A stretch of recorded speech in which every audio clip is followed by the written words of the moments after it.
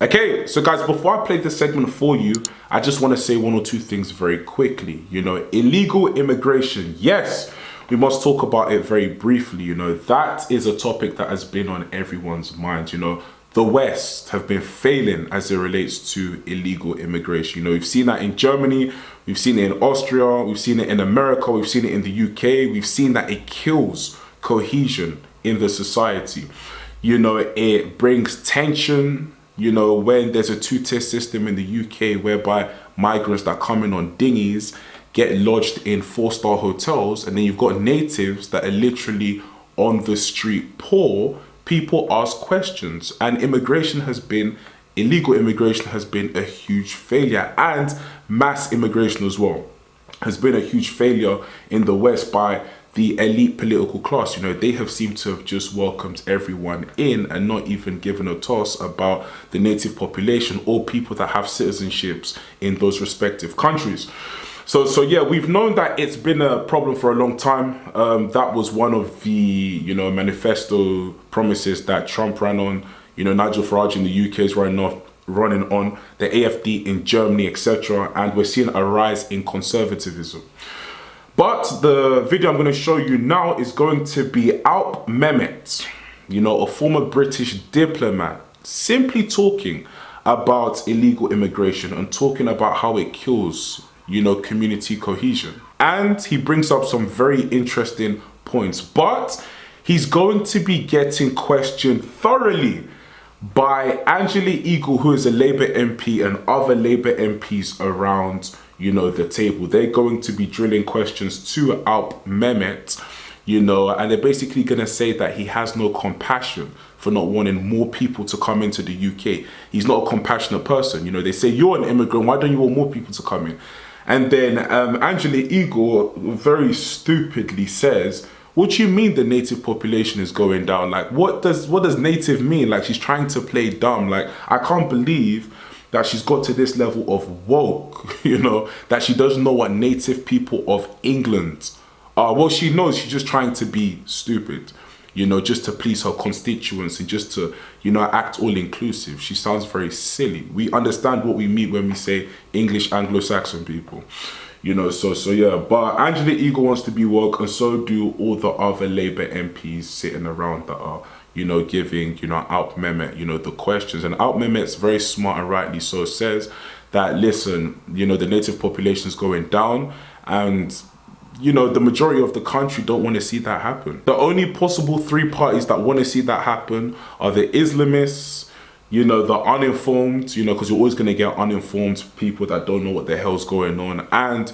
this liberal, this leftist, socialist, communist class that probably want to see that happen. But for everyone with common sense, we don't want to see the native population go. In every country, they should always have, the native people of that country should always be the predominant people. Whether that be Pakistan, whether that be Pakistan, Spain, Italy, Russia, Ukraine, Belarus, wherever, Mexico, the native people, should be the majority of the people there. So yeah, but anyway, guys, that's enough of the introduction. I'm going to play the whole segment for you, and I'm going to close it out. Minister Dame Angela Eagle. Thank you very much. Migration Watch and their website, it says that you're worried about population projections, and you worry about a significant fall in the percentage of the indigenous white British population. Can you explain what your worry is and define what the indigenous white population is, please? First of all, I'm a first-generation migrant. I came here as an 8-year-old. I've been here since the mid-50s. The population, the immigrant ethnic minority element of the population in those days was something like 4%. In the 1951 census, it was actually 3.9%. It is now 25%, and that has substantially happened over the last 30 years. What worries me, if that's the right word, is the fact that there are people being added to the population, and migration is the only driver of population increase at the moment, which is what it is. And I know you've got David Coleman coming up next, and he will tell you a great deal more about what the likely evolution of the population and the demographic mix is going to be.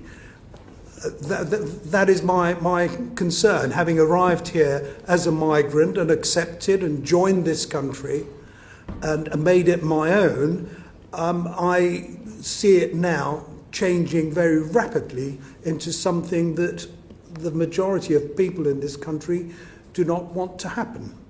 Well, you still haven't told us what indigenous means, but thank you very much. If the panel would agree with me that there's going to be increasing demand to come to the UK from right across the world. We're not going to deal with war-torn situations. We're not going to deal with oppression and absolute poverty. So people are going to continue to move in. The movement of peoples has never been so profound as it has been in the last decade. So I don't know exactly how you plan to stop that, but if I'm unfairly characterising your view, you can correct me, but your view is they shouldn't get into the UK and they should be stopped either in the sea or the minute they arrive in the UK, and at that point they should be booted out to somewhere, if that's not Rwanda, some other favourable other country, or just put back to country of source. Is that roughly your view? Just shake your head or nod. Is that roughly your view? Yeah. Okay, that's fine. So I'm just wondering, have you even the slightest scintilla of sympathy, compassion and concern about these poor, wretched souls who end up on our shores with absolutely nothing, that have fled oppression, warfare and extreme poverty? So, I mean, if I can come back, I do have sympathy with them. I do sympathise. I would probably, many of us I suspect would do the same thing. My issue is they have travelled through a great many countries to make it to the UK. We used to have the UNHCR resettlement programme when we did have control of our borders. I was a big fan of that. I went to Canada and studied it for 3 years, where you are actually searching the world, working with the UNHCR to identify the most vulnerable people and set a cap on the numbers that you can take. And that was going in Canada, that was going in Australia, the UK. You look at the UNHCR website and see the numbers of people that are going through that programme now. They're not getting resettled, and the reason they're not is because the business model's been taken over by the smugglers. And that's why we're getting large numbers of young men who can afford to cross multiple borders and pay smugglers to get here. So I would like to see a return to the system where we have got control of those irregular routes, and then we can start looking, as Carl said, at reintroducing the UNHCR resettlement programs, go to the UNHCR and take a certain quota into the UK in a managed way.